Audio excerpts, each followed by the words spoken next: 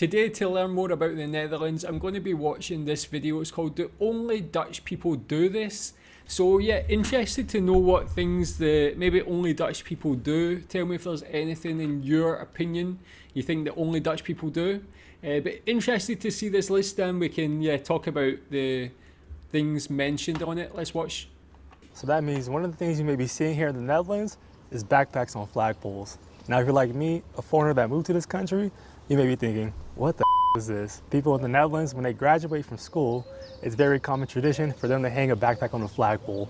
And this is the #1 thing on my list of unique things here that I've seen in Dutch culture. Oh. Whoa. Yeah, so tell me more about that. Yeah, that is definitely something I never had any idea about it with regards to the Netherlands, but I've never seen that happen in any other country. How common are flagpoles on people's houses? Is that something that's quite common? It's something I think of maybe more like America. Always seen American flags. Another country I've lived in, Thailand, has a lot of Thai flags on people's houses, but I've not really seen it in many other countries. Definitely never knew Netherlands that was a common thing. And then, yeah, especially to hang the backpack. Think it's quite cool in a way that you can let people know when you've graduated. Or your family can do that, and then maybe get some congratulations. I don't know if the neighbours will give you gifts and things like that, maybe give you some food. Tell me what you think about that, and tell me if you did that before.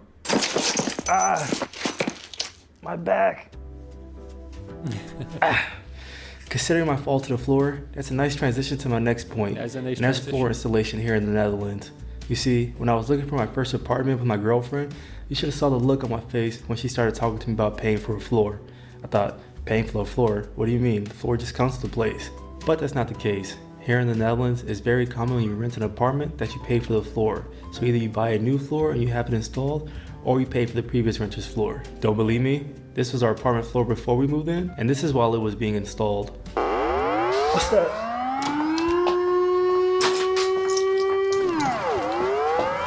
Yeah, so yeah, tell me about that. I did see that mentioned on a previous video. But if, say someone moves into a house, buys a new floor, why would the next person need to get a new floor, or why would the property have to get a new floor?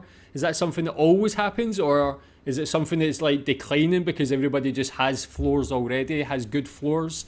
Is it because people don't take care of it, like on the previous owner or something like that, or the previous renter? Tell me if you've had to do that. How much does it cost? I could imagine it'd be quite pricey. Is it only for like, and if it's like a 2-floor house, is it only for the bottom floor? Is it every room in the house? How does it work? It's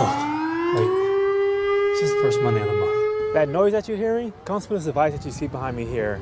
In Dutch, it's called a lucht alarm. This was installed throughout the whole Netherlands during World War II as a warning against German air raids.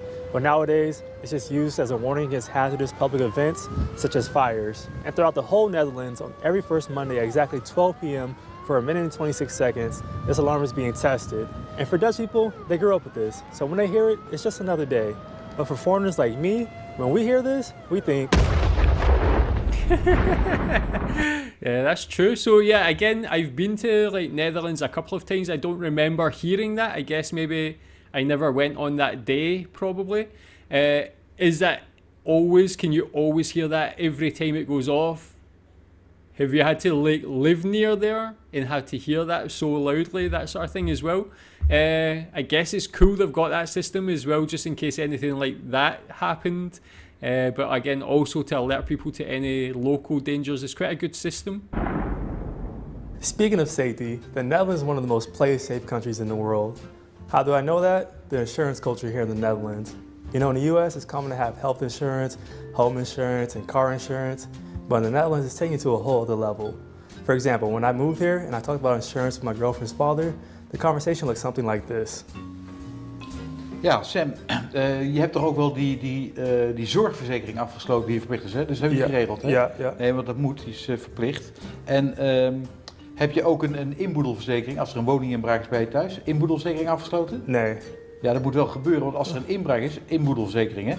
En een opstalverzekering, heb je die ook? Wat is voor die? brand en zo. En Nee. Ja, dat is toch ook wel heel erg belangrijk. Heb je ook een WA-verzekering? Nee. Als jij een ongeluk maakt op straat, of met de fiets valt, of een ongeluk toebrengt aan de ander, dan moet je die WA-verzekering. Is gewoon verstandig om dat wel te doen, want die dekt veel schade. So as you can see in this video, I'll do. Yeah, so is that common? How many insurance policies do you have?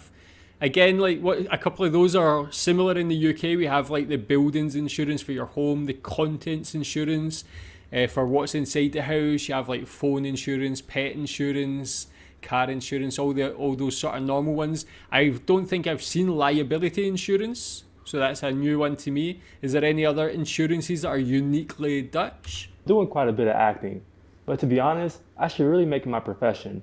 Because here in the Netherlands, it seems they recycle the same actors and actresses for every movie and TV show. If anyone from NPO or RTL is watching this, feel free to contact me at contact@exploringtheforeign.com. And as someone from Los Angeles, the home of Hollywood, it just really stood out to me how small the entertainment industry is here in the Netherlands. To be honest, if you watch any kind of movie or TV show, you're bound to see at least one of these people. Oh, wacht even, Sam, ik word gebeld. Met Linde. Hey, Lynn. Yeah, so tell me about that. Is it common? Do you recognise all those people? Who's the most common person there who's in Dutch TV shows? And please recommend some Dutch television shows to me. I actually watch a lot of European shows. I watch a lot of like European detective shows, a lot of Scandinavian ones, a lot of German ones actually, French. I don't really think I've watched any Dutch shows yet. So tell me if there's any good like Dutch detective shows or crime shows, that sort of thing. And if not, even things like Dutch comedy, I'd be quite enjoy to watch as well. So recommend your favourite Dutch TV shows. Met Linde. Hey, Lynn. Met mama. Hoe is het daar in Amsterdam? Goed, ik ben hier met Sam. Ach, wat gezellig. Hey, zullen we een keer gaan borrelen met z'n vieren? Lijkt me heel gezellig met jullie samen. Ja, leuk. Morgen? Nou, oké, doen we. Helemaal goed. Tot dan. Hou van jou. Doei, Lynn. Doei, mama. Ik hou ook van jou. You are now tuned into the game show, How Much Do You Know the Dutch? I'm your host, Sam, and today I'm going to test you on how much you really know Dutch culture. In this conversation, there were two very important things said. Listen closely. Met Linde. Hou van jou. Doei, Lynn. Which one of these things is actually commonly done in Dutch culture? Is it A, answering the phone with your name, or B, ending a phone call with I love you? Maybe both. If you said A, that's correct. In the Netherlands, it's very common to answer the phone by stating your name. As an American, this is something very different for me. In the US, we just answer the phone with hello, or even who's this? The person that's calling is expected to present themselves, not the person answering. And on the flip side, ending a phone call with I love you is something you'll really never see Dutch people do. Actually, in general, the Dutch phrase for I love you is not really something used so commonly. Dutch people have a more serious view of that phrase. It's mainly used within a romantic relationship and not something commonly thrown out between friends or even family. Whereas in the US, we say it with pretty much anyone in our circle, friends, family, partner, even pets. And it's not to say that we don't mean it when we say I love you, but I feel compared to Dutch people, we definitely use it a lot more casually, and it's something that they take a lot more serious. Now, thanks for participating in the show, and let's head to the Boral. That's interesting. Yeah, so tell me, do you always answer the phone with your name? Is that something that's maybe like dying out with the use of mobile phones and how you can see who's calling, you know who's calling?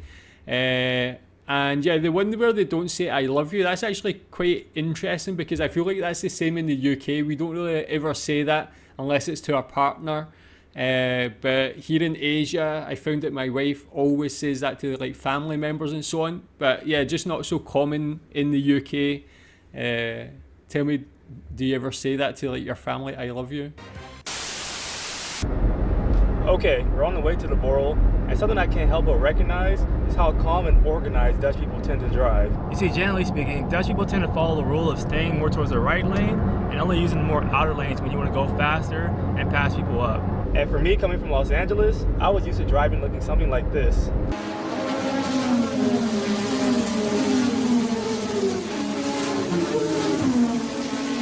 Now, one of my favorite and most unique things that I've experienced so far here in the Netherlands is the Boral culture. Boral is basically when you get together with a group of friends or family and you're just having a whole bunch of different snacks, typically fried snacks such as bitterballen. You're also just having a beer, and yeah, it's just a really nice gezellig vibe, gezellig sfeer. And I know in other countries, for example Spain, they have like tapas and all that kind of stuff, but there's just something very different about a Boral. I can't explain it. You gotta just experience it yourself. Hi. Hoi. Zo, wat kan ik voor jullie hebben? Kunnen we alsjeblieft de bitterballen hebben?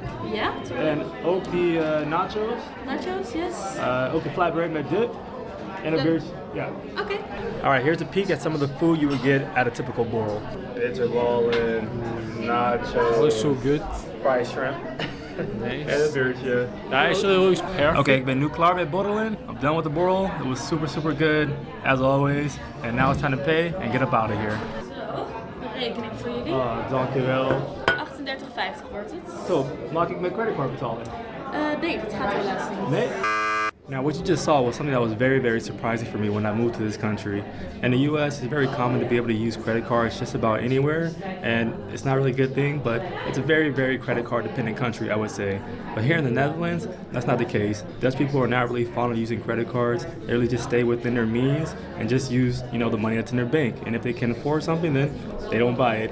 Now, when you're So are credit cards just not that common in Netherlands?